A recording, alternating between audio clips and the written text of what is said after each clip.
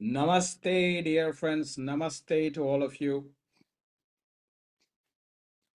Welcome to our Viniyoga Unplugged of the June 30th, 2025. Let's begin with our invocation chanting. Om.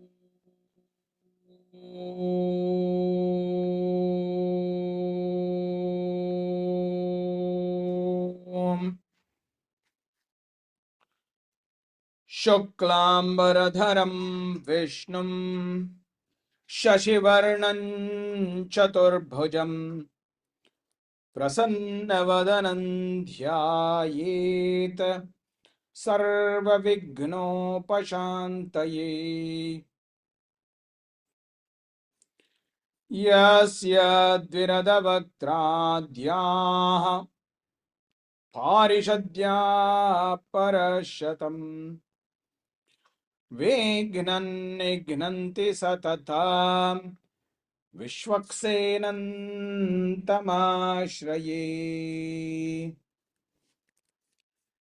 ज्ञानानन्दमयं देवं निर्मलस्फटिकाकृतिम् आधारं सर्वविद्यानां हयग्रीवमुपास्महे। पुण्डरीकासनासीनं पाण्डुराभ्रेन्दुसन्निभम् अखण्डबोधजनकं हयग्रीवमुपास्महे।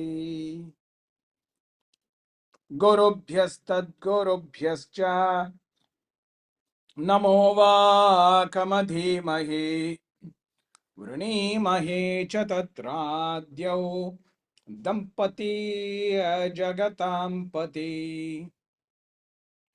श्रीनगर्यां महापुर्यां ताम्रपर्ण्युत्तरे तटे श्रीतिन्त्रिणी मूलधाम्ने षठकोपाय मङ्गलम्। नीलातुङ्गस्तनगिरितटे सुप्तमुद्बोध्य कृष्णं पारार्त्यं स्वं श्रुतिशतशिरः सिद्धमध्यापयन्ति। स्वोच्छिष्टायां स्रजनिगलितं या बलात्कृत्य भुङ्क्ते गोदा तस्यै नम इदमिदं भूय एवास्तु भूयः। जयतु जयतु नाथो न्यायतत्त्वप्रणेता जयतु जयतु योगी योगगुह्य प्रवक्ता जयतु जयतु साक्षात् तत्त्वदर्शी महर्षिः जयतु जयतु भक्तेर्मूलकन्दं मुनीन्द्रः।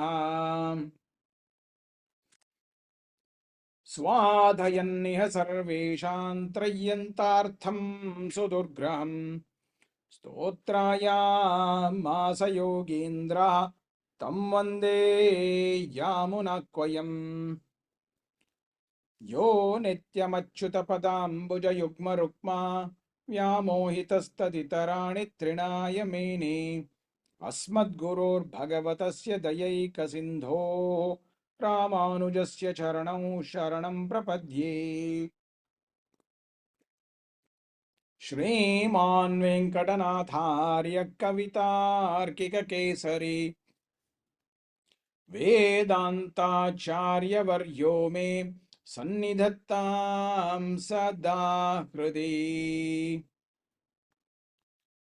श्रीकृष्ण ब्रह्मतन्त्रोत्तमगुरुकरुणावप्तचक्राङ्कभाष्यं वैराग्याचारवार्धौ वरदपदमुखे लक्ष्मणे न्यस्तभारम् श्रीवागीशात्ततुर्यं षठ रिपु यतिराड्वेदचूडार्यमूर्तिं नूत्नं श्रीरङ्गनाथं कलिरिपुमनघं ब्रह्मतन्त्रं श्रयामः। श्रीमन्नूतनरङ्गनाथ यतिराट् आप्तात्मविद्यालयं श्रीमन्नूतन लक्ष्मणार्य यतिराट् सम्प्राप्त तुर्याश्रमम् श्रीवासेन्द्र कटाक्ष सन्तत सुधा लक्ष्यात्मयोगाश्चितम् श्रीमन्नूतन वागधीश यमिनम् भक्त्याश्रयामो गुरुम् श्रीकृष्ण वागेश यतेश्वराभ्याम् सम्प्राप्त चक्राङ्कण भाष्यसारम् श्रीनोत्नरङ्गेन्द्र यतौ समर्पितस्वम् श्रीकृष्णमार्यं गुरुवर्यमीडे विरोधे कार्तिके मासे शतताराकृतोदयम् योगाचार्यं कृष्णमार्यं गुरुवर्यमहं भजे शिष्यकं कृष्णमार्यस्य नाथवंशप्रदीपकं कल्याणगुणरूपन्तं श्रीदेशिकं नमाम्यहम् प्रशान्तपुरुषाकारं विनियोगप्रचारकं विशेष वैदिकं सूरिं तन्देशिकं स्मराम्यहम् लक्ष्मीनाथ समारम्भां नाथयामुनमध्यमाम् अस्मद् आचार्य पर्यन्तां वन्दे गुरुपरम्पराम् श्री गुरुभ्यो नमः यस्त्यक्त्वा रूपमाद्यं प्रभवति जगतोऽनेकधानुग्रहाय प्रक्षीणक्लेशराशिर्विषमविषधरोऽनेकवक्त्रः सुभोगी सर्वज्ञानप्रसूतिर्भुजगपरिकरप्रीतये यस्य नित्यं देवो हीशः स वो व्यात्सितविमलतनुर्योगदो योगयुक्तः योगेन चित्तस्य पदेन वाचां मलं शरीरस्य च वैद्यकेन योपाकरोत्तं प्रवरं मुनीनां पतञ्जलिं प्राञ्जलिरानतोऽस्मि आबाहुपुरुषाकारं शङ्ख चक्रासिधारिणं सहस्र शिरसं श्वेतं प्रणमामि पतञ्जलिं श्रीमते अनन्ताय नागराजाय नमो नमः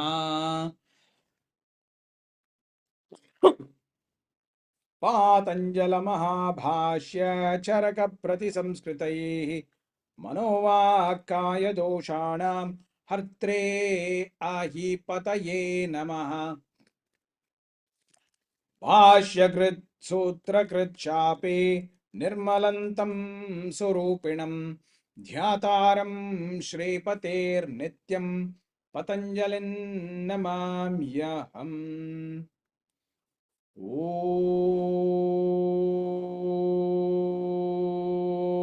ॐ मणिभ्राजत्पणासहस्रविधृत विश्वम्भरामण्डलाय अनन्ताय नागराजाय नमो नमः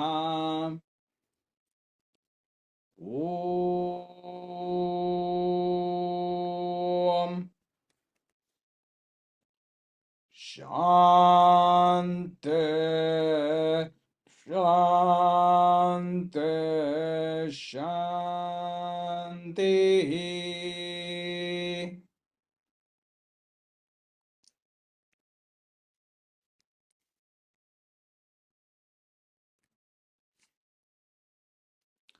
Namaste, dear friends. Namaste, and welcome to our sixth meeting this year. It will probably be the last one for me in my 40s. So let's make the best of it. We are today talking about a very important aspect called asana. Asana is one of the angas of the Ashtanga Yoga of Patanjali. And it is a very important anga, and it is probably the most popular anga, and yet perhaps the not so popular anga. And you'll probably understand why I say that in just a few moments. So the reason for today's class is to understand more deeply into the third anga of Patanjali's Ashtanga Yoga. The word asana, we'll go through some of the definitions of the word asana, how asana is meant to be practiced, and what are the benefits of asanas if we practice the way it is meant to be practiced. So let us look at it this way. So the word asana actually comes from the word asa bhuvi. So in a way, asana comes from the root bhuvi, which is the word bhu, to be. To be. So asana is a practice of being rather than actually doing.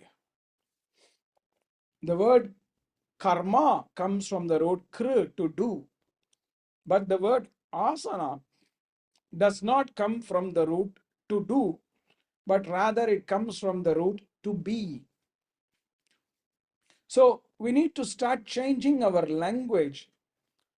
Rather than say that we are doing asana, we have to start saying we are being in asana.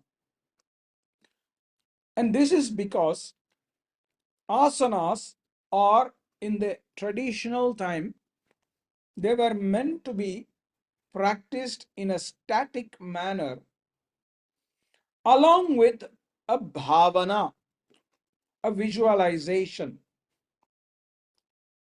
Because the word bhuvi is similar, sharing the same root as the word bhavana, which is what we call, I don't want to say visualization because then it becomes more mental. It's a feeling. It's a feeling. It's a being. The word bhavana is a very important aspect of this. And the reason I would like you to understand this is because this is so different from the modern era where people are just doing some exercises and calling it asana. So this is what has to change, and this definition of being with a bhavana, and I want to explain to you what that bhavana is. But in order to explain to you this bhavana, I need to give you the second definition of asana, which is coming from also the root meaning as upaveshane. Upaveshane means to sit near, to sit in the proximity of something or someone. When I am sitting near you, I am upaveshane, I am near you, I am sitting near you. So asana is coming from another meaning, to sit near. Now, to sit near means who is sitting and who are they sitting near to? Who is the sitter and who is the person to whom we are sitting next to? So when you look at it this way, the idea is that the sitter is us, because we are the practitioner. So it's the Purusha, ourself, that is the one who is doing the sitting. Now, sitting obviously means not moving, right? When you are moving from one place to another, that's not sitting. Sitting means to be still near something, to be still and quiet. So here is where the idea of who we are sitting near comes in. And in Vedic philosophy, this idea of sitting near is actually sitting near the divine. The divine is in our heart, and that is actually the meaning of the word yoga, my dear friends, because we are sitting near the divine and we are connecting to the divine. That is what is yoga. Yoga is the union of two things, which is the Purusha and Ishvara. There is no other way to understand this word yoga in classical time. This is the only definition of the word yoga. So this is what the idea of the bhavana comes in. So please remember, what are you doing in an asana? Now, in an asana, we are normally seated, right? Not seated means not moving. It doesn't mean only sitting asanas. It could also mean standing asanas. It could be inverted asanas. What it means is we are not moving. Now, what are we doing when we are not moving in the asana? This non-movement is that we are static in the asana, where we are following breathing in the asana. So that's why in the ancient time, the yogi would sit in an asana and breathe for a certain duration of time. It could be 8 breaths, it could be 12 breaths, it could be 24 breaths, etc. It depends on the asana and depends on the advanced stage of practice of the yogi or the practitioner. Now, what were they doing breathing? How did they measure the breathing? Because the yogi always said we have to breathe long and smooth. So this is where the idea of mantra as the measure of breath in asana practice, in pranayama practice, became very, very central. So you would stay in an asana practice, stay in an asana, follow a certain breathing pattern using a mantra, and as you know, some of you know who have studied Patanjali, mantra should never be done without a bhavana. Mantra is always done with a bhavana, the visualization. Therefore, remember the meaning as bhuvi, to be, to visualize. So in that way, you are becoming what the mantra represents. You are becoming what the mantra represents. That is your bhavana. And that is where the idea of upaveshane also comes in. The idea of upaveshane, to sit near, means to sit near the divine, because all the mantra in traditional time were always dedicated to a certain deity. Each practitioner, they would be given a spiritual mantra that would connect to a certain deity. So in our tradition, we have Hayagriva, whose picture is just behind me, you can see. In some other tradition, there would be maybe Shiva. In some other tradition, maybe Ganesha, etc.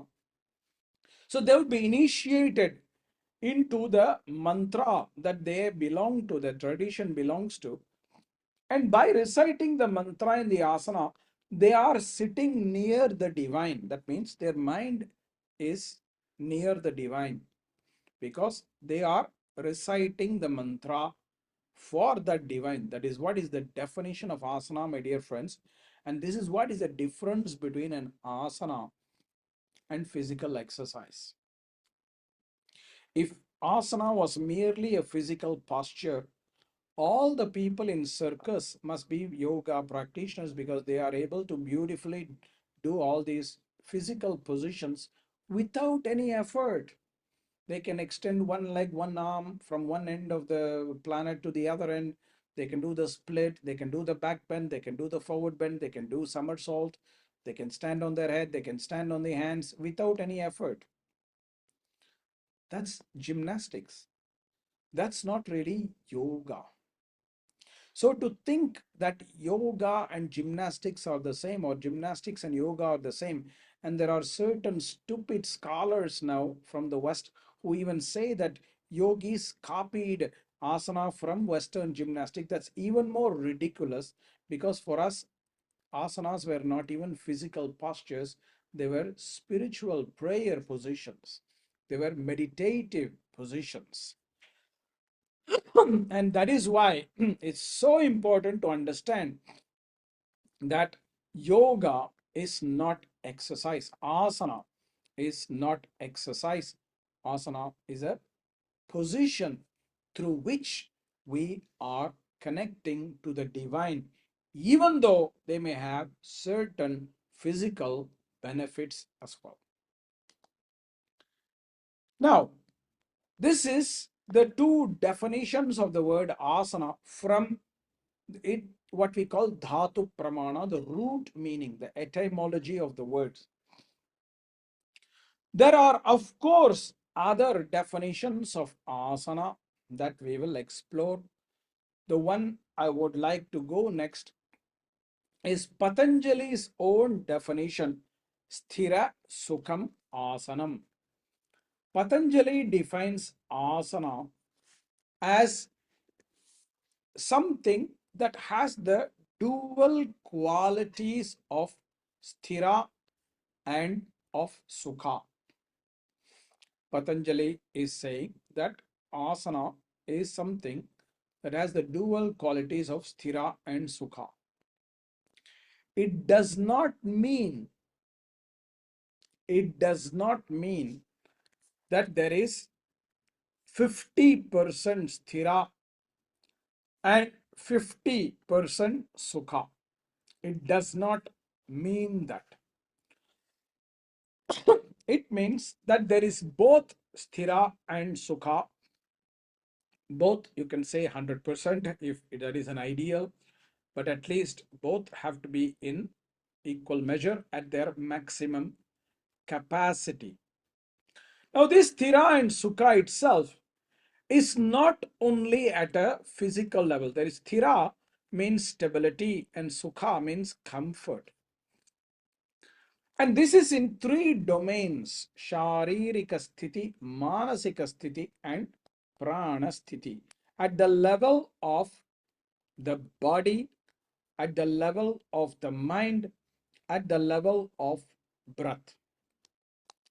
In the level of the body, the sthira bhava, the feeling of steadiness, is measured by what is called na angamejayatva sthitihi,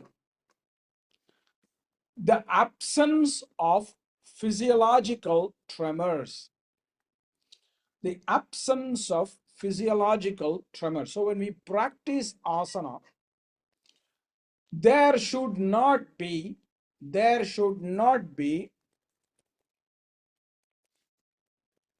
any physiological imbalances or tremors or shaking and things like that.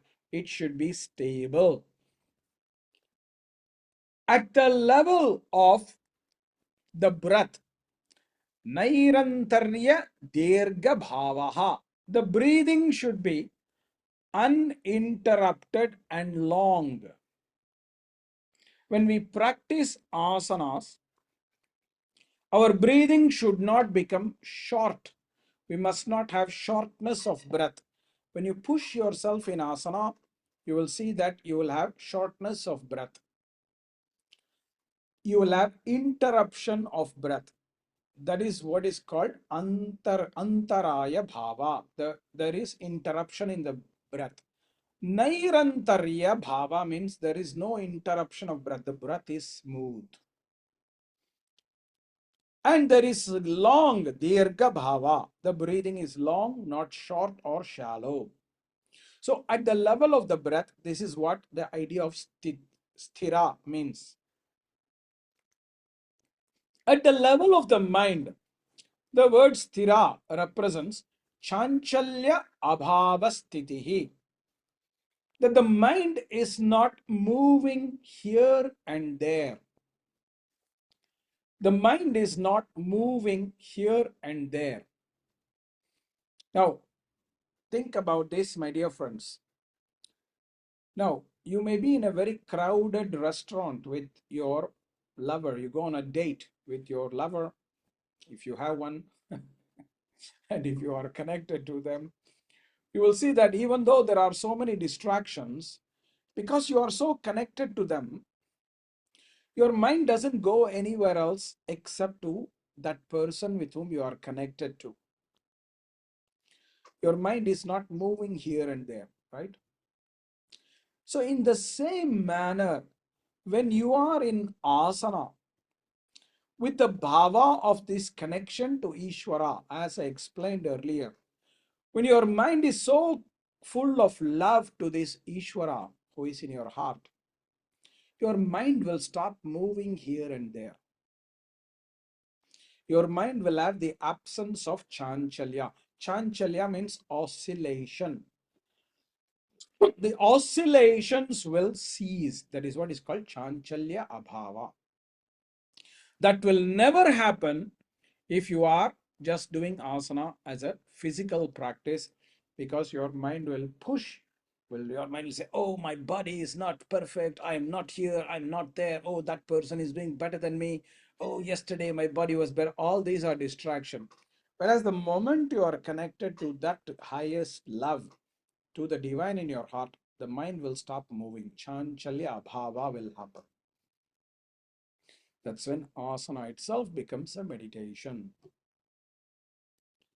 So this is the three definition of what we call sthira bhava in terms of body, breath and mind. What is sukha bhava? Sukha means comfort. What is comfort in the body level? Dukkha abhava sthitihi. Absence of pain. The body is not in pain when you are doing it. Many people in the modern era, they push their body to achieve a form of an asana. In that way, they are dishonoring their own body. They are dishonoring the divine in their heart. So imagine if you have to punch your car, obviously you don't like your car. So in the same way, if we punch our vehicle, if we push our vehicle, where we are hurting ourselves so strongly, that is not honoring this vehicle of the body, it is dishonoring that. So dukkha abhava sthitihi. The body must be free of pain. This is also what is the definition of sukha at the physical level. The prana at the level of the breath, the idea of sukha comes from the concept of sukshma bhava. The breath is subtle, smooth. When you are able to breathe freely and subtly in an asana, that means you are in sukha. When you are gasping, when you are stressing for breathing, that means you are not in comfort. You are in discomfort. That's how the body immediately shows us whether we are in sukha or not in an asana practice, when just the quality of breath changes. At the level of the mind, sukha bhava is known through what is called shanta bhava. You feel peaceful in your mind. You feel peace. You are not in a stressful state. Rather, you are in a restful state. Rather than restless state, you are in a restful state. So asana should lead us to a peaceful mind. It should not create more stress for us. It should create more peace in us. That's why normally when we practice asanas in the appropriate way, we must feel more peaceful rather than stressful. That's why my grandfather always used to say that when you measure the pulse before and after asana practice, a sign of a good practice is when the pulse is lower at the end of the practice. When your pulse is lower, that means you are more peaceful than before. When your pulse is going faster, that means you are stressed. This is very normal. We can understand from our modern science. When your more stressed, your pulse rate goes up. When you're more relaxed, the pulse rate goes down. That's as simple as that. That's what is called Shanta Bhava.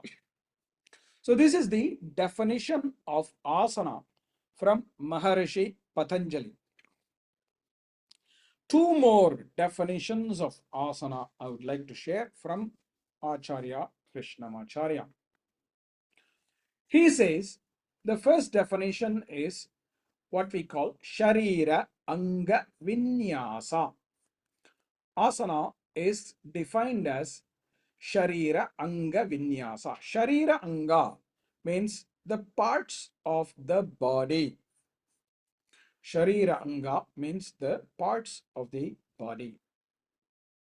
Vinyasa means a special arrangement.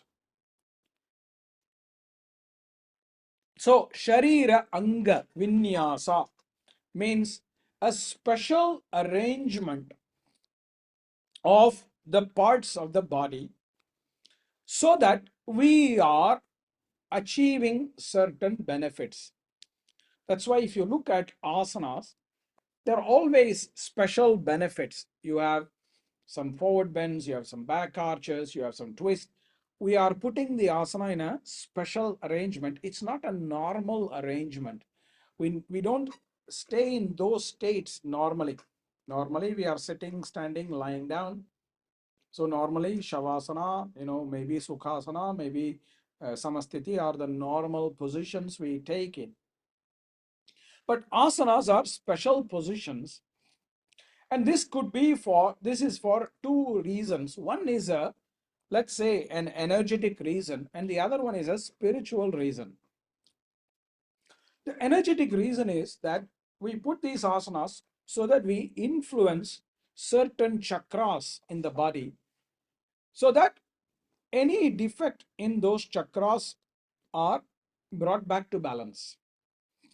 That's why the reason we do some forward bends is to influence the lower chakras. The reason we do the back bends are to influence the upper chakras, etc. We are doing it to influence somehow certain defects or certain imbalances in the body by correcting it. That's one of the reasons for doing the asana for the Sharira Anga Vinyasa.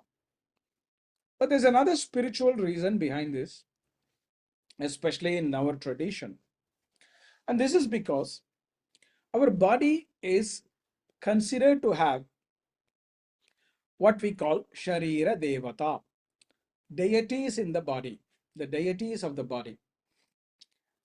Especially, we have different deities in the different chakras of the body.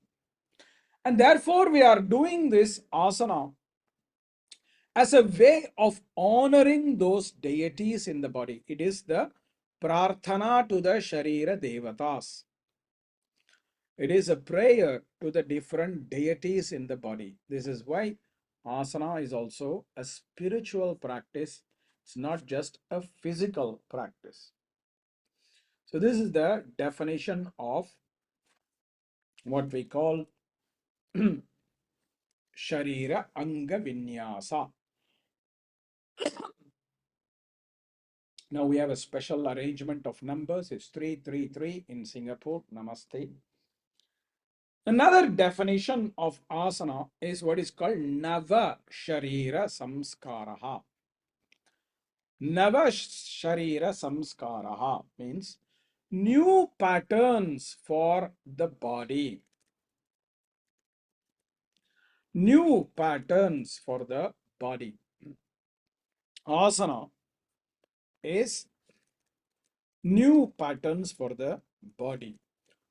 When we have all the patterns that do not have sthira and sukha in the body, when we say body, it's not only physical body, it's also mind and breath.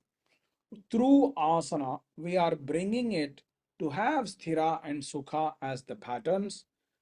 That is what is the meaning of asana. Asana is to create more restful patterns in the body when the body did not have that. And the body had what Patanjali will call Vyuthana Samskara. We are moving that towards what is called Nirodha Samskara. So we are creating new patterns in the body so that they are more appropriate and healthy. So this is another definition of asana.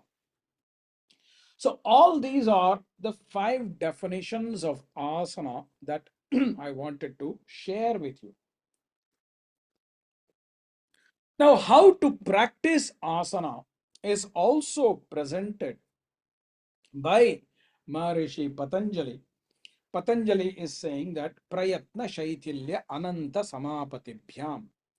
The idea of prayatna represents the effort connected to our breathing. Prana yatnaha prayatnaha. We are taking appropriate efforts using the prana, the energy, the breath. And that is why breathing is very central to asana. But Patanjali does not stop there. Patanjali is also saying Ananta Samapatti-bhyam. Ananta Samapatti represents meditate on Ananta, the infinite, which is another name for Ishvara. Ishvara is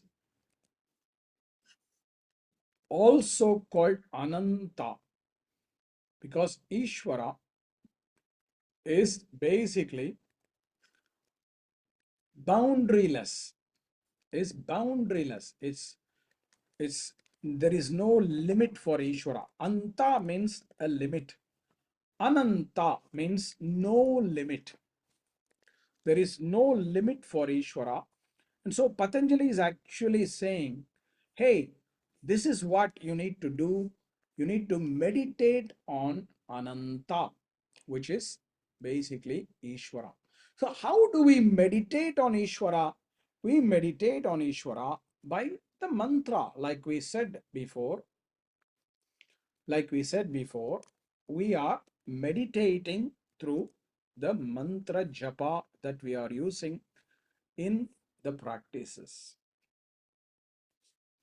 We are using mantra in this. So that's why combining with breathing, combining with the visualization of Ishvara, we need to practice. Again, a reminder that asana is not a physical practice.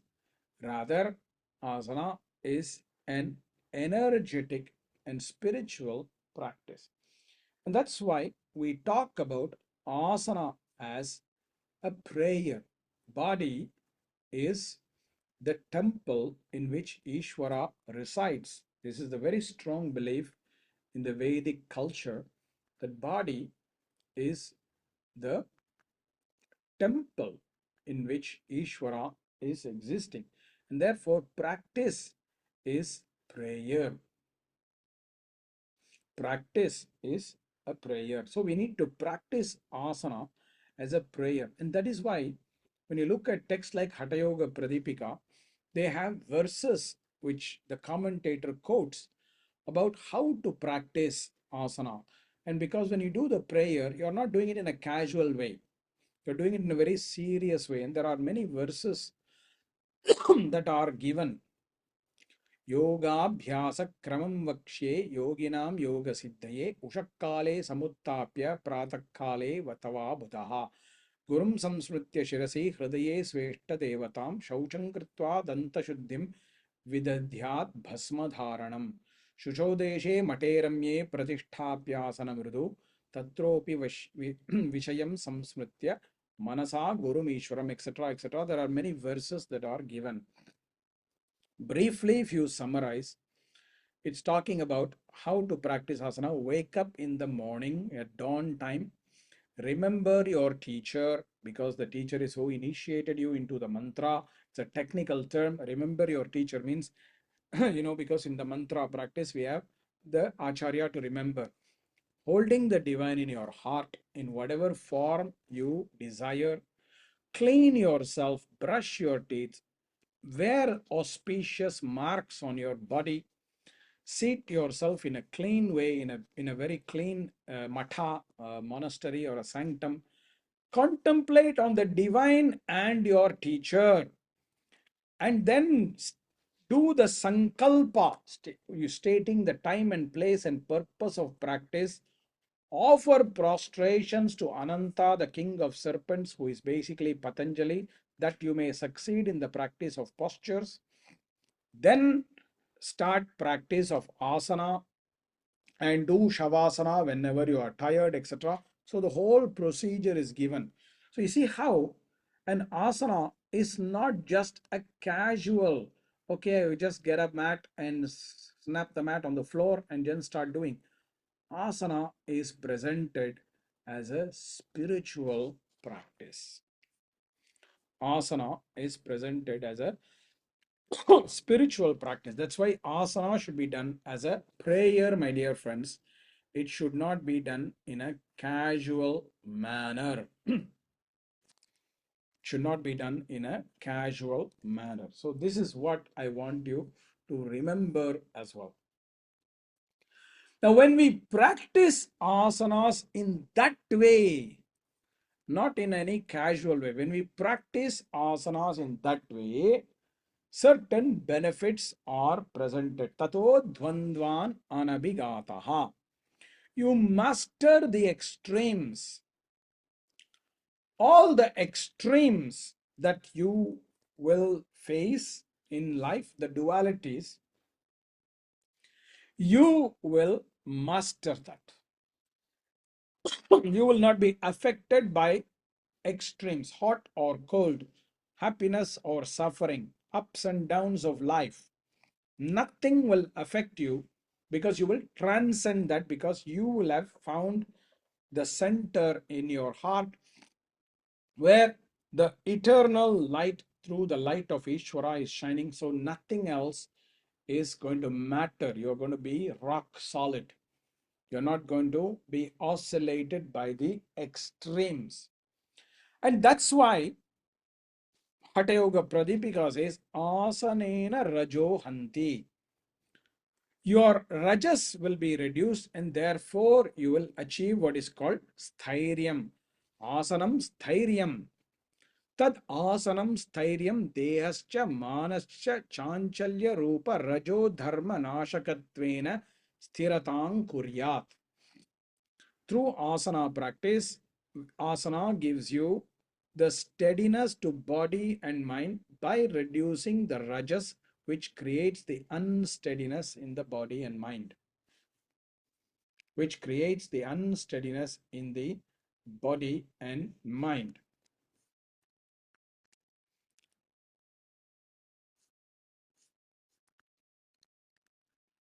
Similarly, Hatha Yoga Pradipika also says that also the arogyam, health will manifest. Health will manifest. Arogyam cha angalagavam. You will have absence of disease. Rogasya chitta vikshepaka त्वमुक्तं Patanjala योग सूत्रे व्याधिस्त्यान संशय प्रमाद आलस्य अविरति भ्रांति दर्शन अलब्ध भूमिकत्व अनवस्थितत्वानि चित्त विक्षेपास्ते अंतरायाः. Through the practice of asanas, all the 9 obstacles will be removed. All the 9 obstacles will be removed.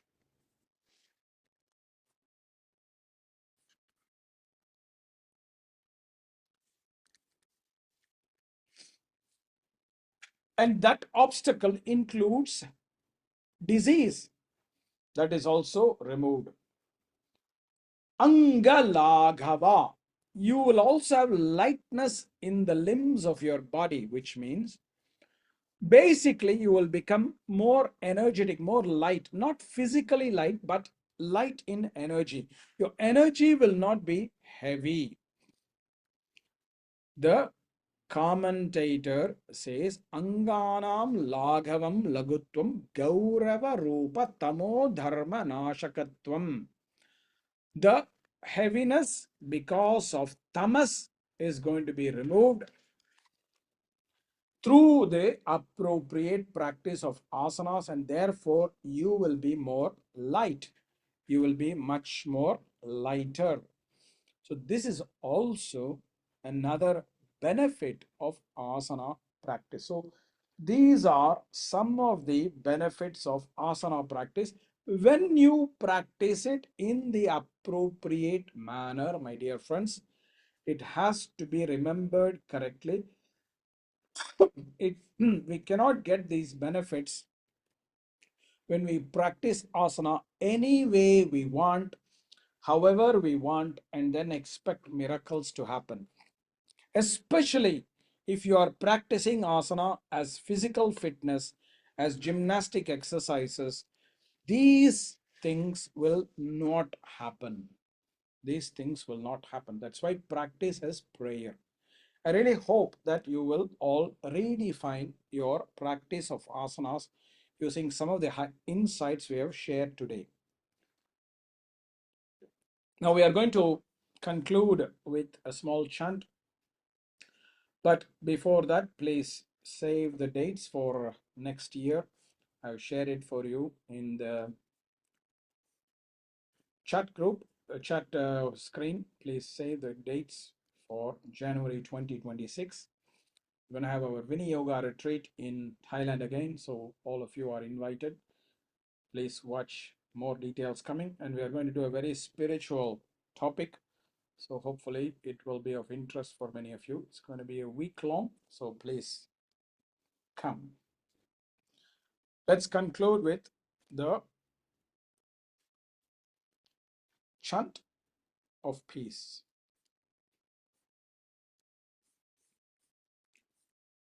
Om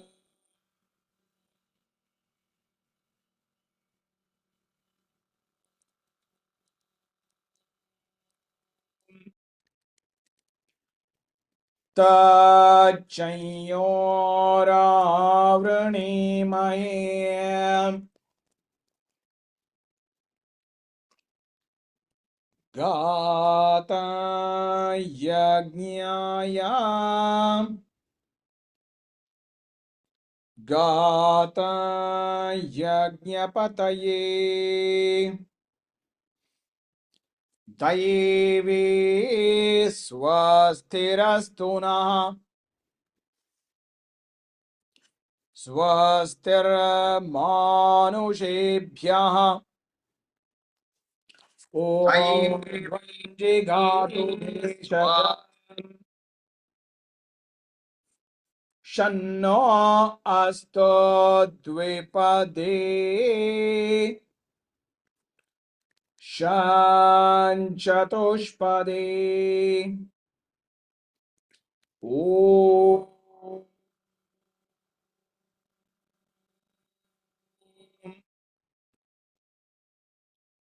Shant Shant Shanti.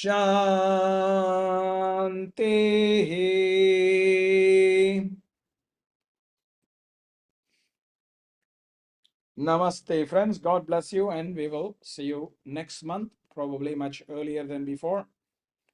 Take care, and send us an email about the January event soon. Peace.